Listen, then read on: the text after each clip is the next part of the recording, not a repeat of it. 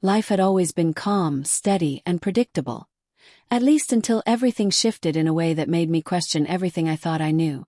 My name is Jason. I'm 35, married to Alyssa for 15 years. We have a son, and for the most part life was simple and comfortable. Or at least it used to be. Alyssa once worked as a cashier at a gas station, a job especially draining during the summer when the highways swarmed with travelers. She'd return home completely spent, barely able to keep her eyes open, let alone consider intimacy. Often she'd say she just wanted to sleep, and I understood. Alyssa is stunning, truly breathtaking, even after all these years. At 37, she has an amazing figure. A slim waist, curves in all the right places.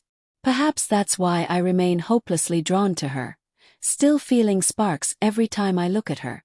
Yet, despite our long marriage, I occasionally felt a pinch of jealousy. For years life together was calm and easy. But everything shifted when her boss moved her to a rotating schedule. That's when things began to feel strange. First, she dyed her hair blonde, a bold change that caught me off guard. I didn't mind. In fact, I thought it suited her. Then, a few months later, she became obsessed with fitness, spending hours at the gym or swimming in the pool. The change was drastic. I tried to be supportive, but a nagging feeling told me something wasn't right.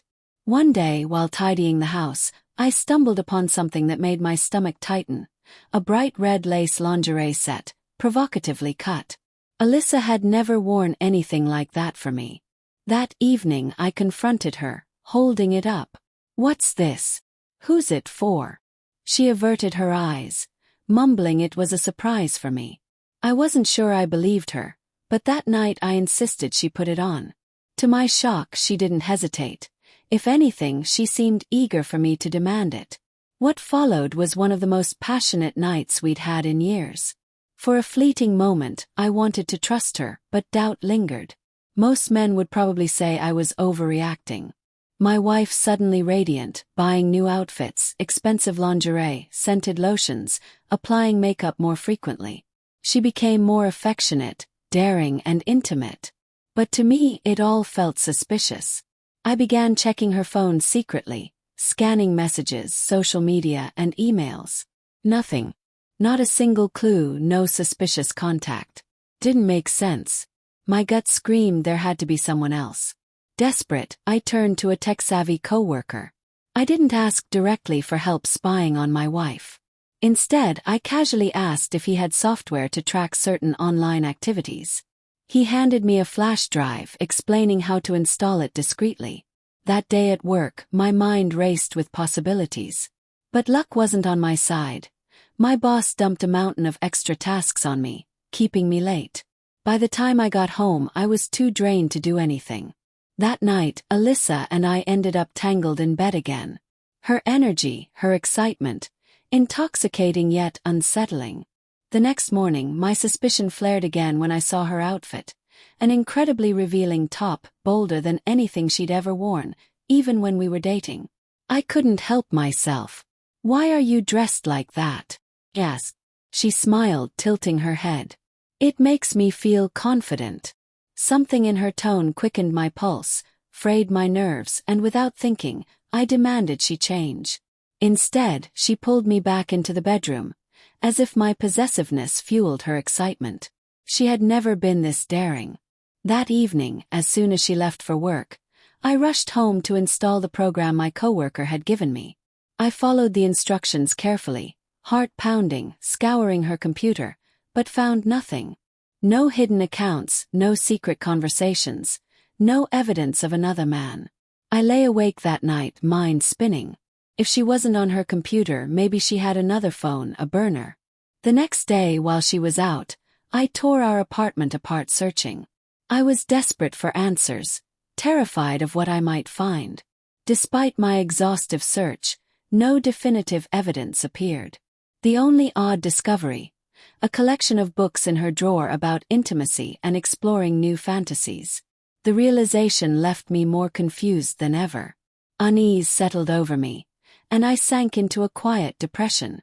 A close friend noticed and asked what was wrong. Hesitant, I shared my concerns, half expecting laughter.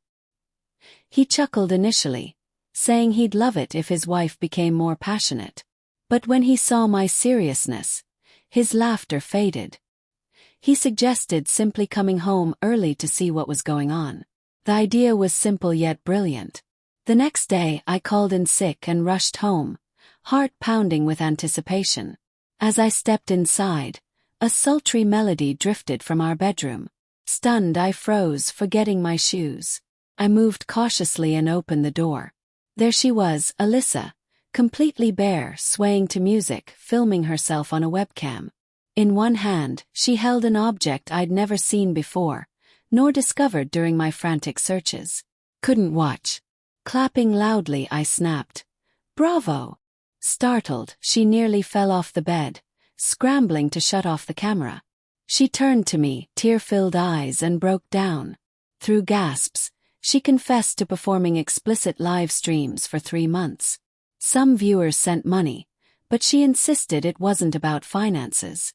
She said it made her feel free, confident, and expressive in ways she never had before. Each breathless explanation churned my stomach. I turned to leave, but she grabbed my arm, trembling. "I love only you," she pleaded. "I would never physically cheat." I yanked my arm away. "Why do you need strangers watching you to feel sexy?" asked, voice cracking. "Couldn't you dance with me instead?" Her mascara streaked, she wiped her tears. "It's not the same," she whispered. "Doing it for you doesn't give me the rush performing for strangers does." Her answer left me breathless, stunned. I stepped onto the balcony, lit a cigarette, and tried to steady my racing thoughts. She hadn't physically betrayed me, yet I felt humiliated, a bystander in her world of desire and validation. Days passed in a haze of uncertainty. Eventually, she promised to stop if it meant saving our marriage. Weeks apart followed, lost in our thoughts, wrestling with the damage. Yet despite it all, I found myself missing her, missing us. So I came back. Things are different now. We explore new sides of intimacy, watch adult films together, and try small experiments. The knot in my stomach still tightens when I think back to that moment, the shock of seeing what I wasn't meant to witness. But somehow, through this twisted and painful journey, we face it together.